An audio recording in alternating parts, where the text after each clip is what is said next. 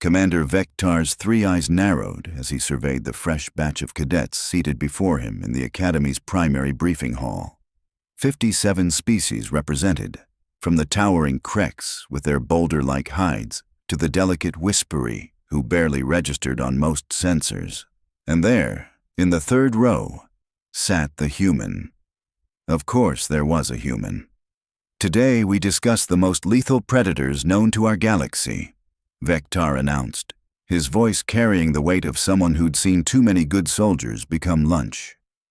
The apex hunters of Kepler 442b, pay attention, because your lives may depend on this information. A hologram flickered to life above the lecturer's podium, displaying a creature that made several cadets involuntarily shuffle backward in their seats. 8 feet of pure muscle and malice, covered in midnight black scales that seemed to absorb light itself. 6 razor-sharp limbs ended in claws capable of shearing through standard battle armor like tissue paper. But it was the eyes that truly terrified. 3 burning orange orbs that tracked movement with surgical precision. Designation: Umbral Stalker, Vektar continued, noting how even the battle-hardened Kreks cadets had gone pale. Intelligence rating: superior. Pack hunters with documented tool use. They've wiped out entire colonies. Cadet Zikra from the second row raised a tentacle nervously. Sir, how fast can they move? Excellent question. Ground speed reaches 60 miles per hour in short bursts. They can leap 40 feet vertically and maintain sustained pursuit for over 6 hours without rest. Vektar paused for effect. Oh, and they're excellent swimmers and climbers. Basically, if you think you're safe somewhere, you're probably not. Nervous laughter rippled through the assembly. The kind of laughter that said, "We're all going to die horribly, aren't we?" Furthermore, Vektar pressed on, clearly enjoying the psychological torture. They possess what we call adaptive camouflage. Not true invisibility, mind you, but close enough that you won't see them coming until those claws are inches from your face. A whispery cadet in the front row actually fainted.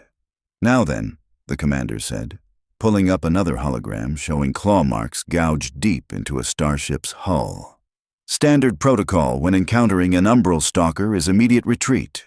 Do not engage. Do not attempt rescue operations. Do not be a hero. Run, fast, in the opposite direction, preferably while calling for orbital bombardment. More uncomfortable shifting from the audience. These creatures have been responsible for 17 colony evacuations, 43 military defeats, and 1 very embarrassing incident involving Admiral Threshka that we don't discuss in polite company. Vektar's expression grew grimmer.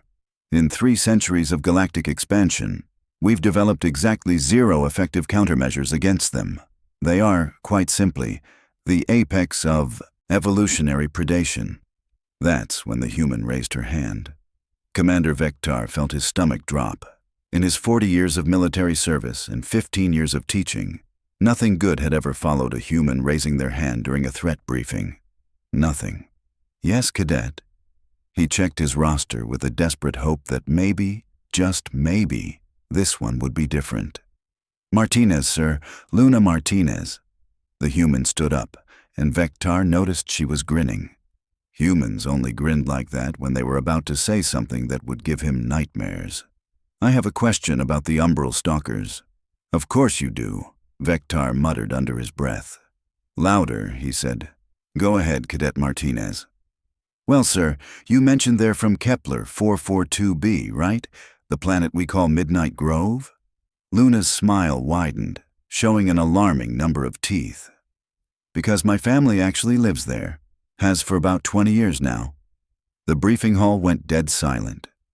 Even the ventilation system seemed to hold its breath. Vektar blinked slowly, processing this information with the growing certainty that his day was about to get much, much worse. Your family lives on Kepler 442b, the Death World, where the Umbral Stalkers hunt. Oh yes, sir. Beautiful planet, really. Great fishing. Anyway, I was wondering, when you say they're impossible to handle, are you talking about the adults or the juveniles? because the babies are actually pretty manageable once you get the hang of it. 56 non-human cadets turned to stare at Luna with expressions ranging from horror to disbelief. Cadet Trixall, a normally composed Zolonian, actually made a choking sound. "Cadet Martinez," Vectar said very carefully, "are you telling me that your family has successfully coexisted with Umbral Stalkers?" "Coexisted?" Luna laughed, a sound that somehow managed to be both cheerful and deeply unsettling. "Oh no, sir. We kept 3 as pets." The whispery cadet, who had already fainted, somehow managed to faint again. Commander Vectar sat down heavily in his chair, suddenly feeling every one of his 130 years. "Pets," he repeated weakly. "Well, technically they started as strays," Luna continued conversationally, apparently oblivious to the psychological damage she was inflicting on her classmates. "Shadow, Midnight, and Razor just showed up one day when I was 8. They were pretty small then, only about 4 feet tall. Mom said they were probably hunting our livestock, but honestly, they seemed more interested in playing fetch." "Playing fetch," Vectar managed. Razor was always the best at it. Shadow preferred tug-of-war, and Midnight liked hide-and-seek, though that was kind of unfair since she could camouflage. Luna's eyes lit up with fond memory. "We had to put bells on her collar so we could find her during dinner time." Cadet Brixton, a heavily armored Thrakari warrior, raised a shaking hand. "Excuse me, but did you say collar?" "Oh yes, custom made by the local smith. Reinforced Durasteel with anti-corrosive coating. Cost Dad a fortune, but you can't have pets running around without proper identification, right?" Luna shrugged as if this were the most reasonable thing in the galaxy. "Though we did have to upgrade them every few months as they grew. Umbral Stalkers hit their growth spurts pretty suddenly. Commander Vectar was developing what felt suspiciously like the beginning of a migraine." "Cadet Martinez, these creatures that your family kept as pets, they were fully grown Umbral Stalkers?" "Eventually, yes, sir. Though they never really lost their playful side. Shadow used to bring Dad his slippers every morning. Admittedly, he had to go through about 6 pairs a month because of the claw marks, but it's the thought that counts, right?" The silence that followed was so complete that Vectar could hear his own heartbeat, and possibly the sound of his career dissolving. "How," he finally asked, "is this possible? These creatures are unstoppable killing machines. They've destroyed military installations. "Oh, they definitely could have killed us," Luna interrupted cheerfully. "I mean, any one of them was capable of taking out our entire settlement single-handedly. But they didn't want to. See, here's the thing about Umbral Stalkers that nobody seems to understand. They're incredibly intelligent, and intelligence comes with emotional complexity." She looked around at her stunned classmates with the patient expression of a teacher addressing particularly slow students. "They weren't killing machines, Commander. They were lonely. Think about it.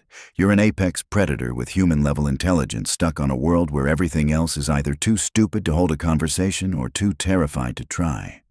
Wouldn't you be looking for companionship, too?"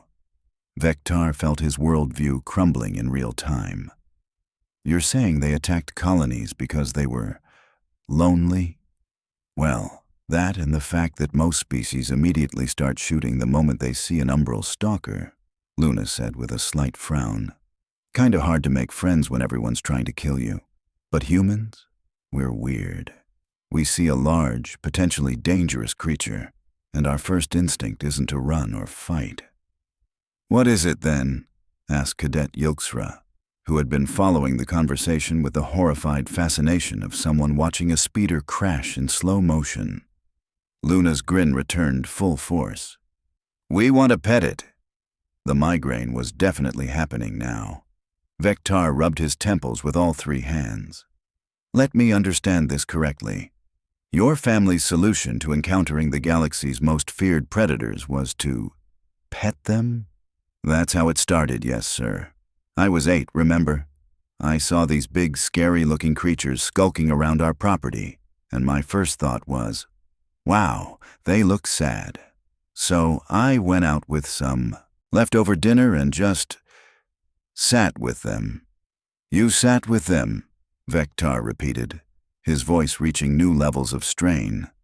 For about 3 hours, actually. Just eating my sandwich and chatting about my day. They couldn't understand me, of course, but they listened. Really listened. And after a while, Shadow, he was the bravest of the three, came over and let me scratch behind his head ridge. Luna's expression grew wistful. He started purring. Did you know Umbral Stalkers purr, Commander? It's this deep rumbling sound that vibrates through their whole body. Made the ground shake a little. Several cadets were now hyperventilating. The Crex representative was making small whimpering noises that roughly translated to, "Why did I leave my safe desk job?" The rest, as they say, is history, Luna continued. They started hanging around more, helping with farm work. Do you have any idea how efficient an Umbral Stalker is at clearing tree stumps? We finished our land expansion project in half the usual time.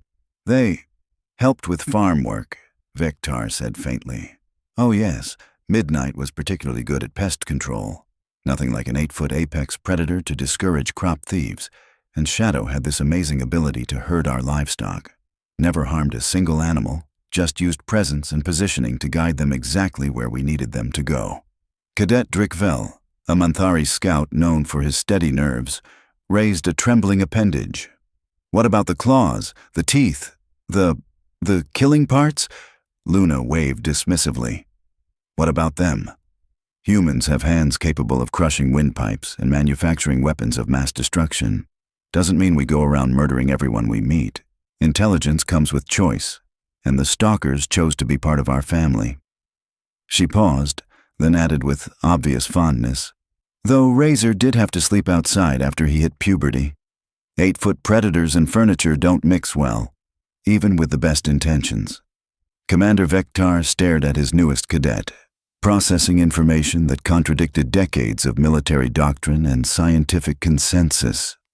In the back of his mind, a small voice was screaming about protocol violations and proper reporting procedures. A much louder voice was wondering if early retirement was still an option. Cadet Martinez, he said finally, do you realize that what you're describing could revolutionize our understanding of these creatures? Our entire military strategy? Our colonization efforts? Luna looked genuinely puzzled. I mean, we always figured everyone else knew about their social nature but just chose violence anyway. Humans aren't exactly known for taking the peaceful approach to first contact. The irony was so thick you could cut it with a plasma blade. Sir, interrupted Cadet Veltar, a young Silurian with more curiosity than sense, if Umbral Stalkers can be domesticated, why hasn't this been documented before? Luna's expression grew sad for the first time during the conversation, because most of the time, when humans encounter them, it's as part of a military operation or colony defense. Everyone's already scared and shooting. The Stalkers respond to perceived threats the way any intelligent creature would. They defend themselves. And once violence starts, she shrugged helplessly. Well, you've seen the casualty reports. Commander Vectar looked at his class of future officers, all of whom seemed to be in various stages of existential crisis, then back at the human who had just casually rewritten everything they thought they knew about galactic predators. Cadet Martinez, he said slowly, I think we need to have a much longer conversation about your family's experiences. After class, immediately after class. Of course, sir, Luna replied cheerfully. Then, with the timing that only humans seemed capable of, she added, oh, by the way, Razor sends his regards. He's actually the reason I joined the academy. Said he wanted me to help other species understand that not everything with big teeth and claws is automatically their enemy. The briefing hall descended into chaos as half the cadets started babbling questions while the other half sat in stunned silence. Somewhere in the background, that whispery cadet was still unconscious. Commander Vectar looked up at the ceiling and wondered, not for the first time, why humans couldn't just be normal. Outside, thunder rumbled across the academy grounds, though whether it was from the approaching storm or the sound of military doctrine collapsing was anyone's guess. 3 hours later, Commander Vectar sat across from Luna Martinez in his private office, nursing what he suspected might be his third nervous breakdown of the day. Between them lay a stack of incident reports, classified files, and one particularly damning communication from High Command that had arrived exactly 17 minutes after word of Luna's revelation had somehow leaked beyond the classroom. "So," Vectar began, his voice carefully controlled, "High Command is very interested in your family's unique situation." Luna raised an eyebrow. "Interested how? Good interested, or we're about to become lab specimens interested?" "That remains to be seen." Vectar pulled up a holographic display showing military casualties from Umbral Stalker encounters over the past decade. The numbers were staggering. "Cadet Martinez, do you understand the implications of what you've told us? We've lost thousands of soldiers to these creatures." "And I'm sorry for that," Luna said, her casual demeanor shifting to something more serious. "But here's what I don't understand. Why didn't anyone try communicating first? Why was violence always the opening move?" Before Vectar could respond, his office door chimed. "Enter," he called out, expecting his aide. Instead, Admiral Crixana herself strode in, her forearms bristling with barely contained energy. Behind her followed Dr. Helix Vorn, the Academy's leading xenobiologist, and someone Vectar didn't recognize, a tall, pale human in civilian clothes. "Commander," Admiral Crixana's voice could cut steel, "we need to discuss your students' extraordinary claims, immediately." "Admiral, I was just—" "No time for pleasantries." The Admiral's eyes fixed on Luna like targeting lasers. "Cadet Martinez, I'm Admiral Crixana, head of Galactic Defense Operations. This is Dr. Vorn, and this gentleman is Agent Marcus Webb from Human Colonial Intelligence." Agent Webb stepped forward with the kind of smile that suggested he knew things other people didn't. "Hello, Luna. Your parents send their regards." Luna's eyes widened. "You know my folks? How did you even—" "Never mind. Of course you do.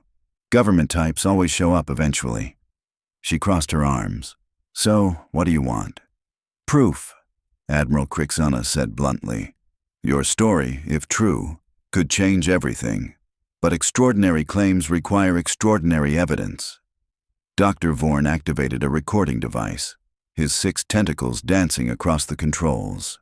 "We need detailed biological observations, behavioral patterns, social structures, everything you can remember." "That's a lot of years to cover," Luna said thoughtfully. "Where do you want me to start?" "Start with how they hunted," Agent Webb suggested, pulling out a datapad. "Our intelligence suggests these creatures are pack hunters with sophisticated tactics." Luna laughed. "Oh, they are, but not in the way you think. Shadow, Midnight, and Razor had this incredible coordination system. They'd spread out in a triangle formation, then use subsonic calls to communicate positions and movements. But here's the thing. They only use those tactics for games." "Games?" Dr. Vorn's tentacles stopped moving. "Hide and seek, mostly. Sometimes capture the flag using Dad's old work boots. They'd treat it like military exercises, complete with tactical planning and post-game analysis." Luna's expression grew fond. Razor was the strategic genius. He could set up plays that would make professional sports coaches weep with envy. Admiral Crixana leaned forward. "But surely they maintained their predatory instincts, their territorial behaviors?" "Absolutely. But not against us." Luna's tone grew more serious. "See, that's what everyone gets wrong about Umbral Stalkers. They're not mindless killing machines. They're protectors. Their entire social structure revolves around defending their chosen family group." She stood up and began pacing, clearly warming to her subject. "The attacks on colonies. Those weren't random acts of aggression. Those were defensive responses to perceived threats against their territory or pack mates." Agent Webb looked up from his notes. "But the casualty reports show unprovoked attacks." "Unprovoked from our perspective," Luna corrected. "But think about it. Heavy military equipment, armed soldiers, loud, machinery disrupting their environment. How would you react if alien invaders showed up in your backyard with weapons and started building without permission? Commander Vector felt another piece of his worldview crumble. You're saying we've been the aggressors? Not intentionally, but from their point of view? Yeah, probably. Luna sat back down, her expression growing sad. The thing is, stalkers are incredibly empathetic. They can read emotional states through body language, pheromones, vocal patterns. They know when someone's afraid, angry, or hostile. Dr. Vorn's recording device hummed quietly. And human emotional signatures are different from other species. Apparently so. Dad always said we broadcast friendly curious instead of territorial threat. Plus, humans have this weird tendency to approach dangerous things instead of running away. Luna grinned. Mom calls it our death wish gene. Admiral Krixana was studying the casualty reports with new eyes. If what you're saying is true, then every military encounter with Umbral Stalkers has been a misunderstanding. A deadly one, Agent Webb added grimly. The question is, can this knowledge be applied practically? Can we train troops to approach these creatures peacefully? Luna considered this carefully. Maybe, but it would require completely changing first contact protocols. No weapons, no aggressive postures, no fear responses. Stalkers can smell adrenaline from half a mile away. That's asking soldiers to ignore every survival instinct they have, Commander Vector pointed out. Yeah, it is, but it's the only way that works. Luna's voice grew firm. The moment you treat them as enemies, they become enemies. It's a self-fulfilling prophecy. Dr. Vorn's tentacles were dancing frantically over his controls. The behavioral implications are staggering. We're talking about a species that mirrors emotional intent.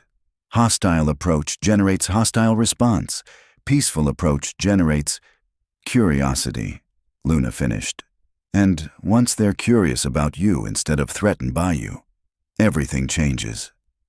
Admiral Krixana was quiet for a long moment, processing implications that could reshape Galactic defense policy. Cadet Martinez, would your family be willing to assist in developing new first contact protocols? I think so. Mom's always saying someone should write a proper guide to stalker behavior. She's got about 15 years of observations documented. Luna paused. But there's a condition. Name it, the Admiral said immediately. No weapons testing, no capture attempts, no treating them like lab specimens. Luna's voice carried an edge that reminded everyone present that humans could be dangerous when protecting their own. They're not animals to be studied, they're people. Weird, scary people with lots of teeth, but people nonetheless. Agent Webb cleared his throat. Your parents anticipated this conversation. They've prepared a comprehensive behavioral database, including video documentation of human-stalker interactions. He handed Luna a data crystal.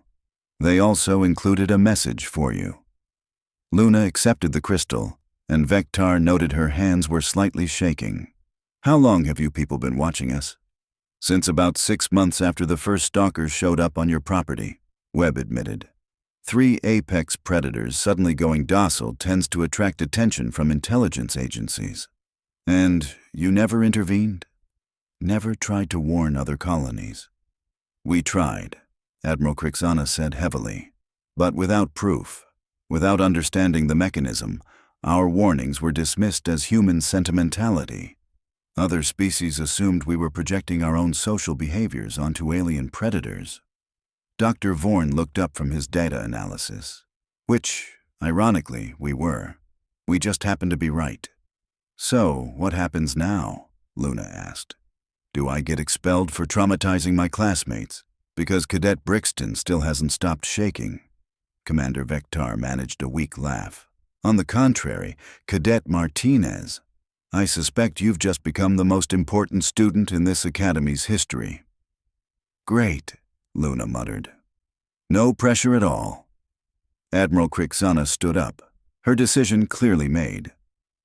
Cadet Martinez, I'm assigning you to a special project team. We're going to develop new protocols for Umbral Stalker encounters, with your family's research as the foundation. And if it works? Luna asked. If it works, we might prevent a lot of unnecessary deaths on both sides. The Admiral paused at the door. Oh, and Martinez, your final project for xenobiology class? Consider it changed. I want a complete analysis of human Stalker's social dynamics. Due date? Never, because this is now your career. After the officials left, Commander Vector and Luna sat in comfortable silence for a few minutes. Commander, Luna finally asked, can I ask you something? After today, I think you've earned the right to ask me anything. Why do you think it worked? The peaceful contact, I mean. What makes humans different? Vector considered the question seriously. Honestly, I think it's because humans are the only species crazy enough to try befriending something that could kill them without breaking a sweat. Most intelligent species develop caution as a survival trait. Humans developed curiosity instead. Luna grinned. So, our stupidity is actually a superpower. Your bravery, Vector corrected gently. There's a difference, though I'll admit the line can be pretty thin sometimes. Fair enough. Luna stood up to leave, then paused. By the way, Commander, you might want to prepare another lecture on Stalker behavior. Something tells me my classmates are going to have a lot more questions tomorrow. As the door closed behind her, Commander Vector leaned back in his chair and contemplated the day's events. In the space of a few hours, a single human cadet had overturned decades of military doctrine, challenged fundamental assumptions about interspecies relations, and somehow managed to make him feel simultaneously terrified and hopeful. Outside his office window, the Academy's grounds stretched out under alien stars. Somewhere out there on a distant world called Midnight Grove, 3 apex predators were probably curled up by a farmhouse fire, dreaming whatever dreams 8-foot killing machines had when they felt safe and loved. And somehow, that thought didn't terrify him anymore. It gave him hope. Commander Vector pulled up his lesson plans for tomorrow's classes and began typing. He had a feeling xenobiology was about to become a lot more interesting. In the distance, thunder rumbled again. But this time, it sounded less like an ending and more like a beginning.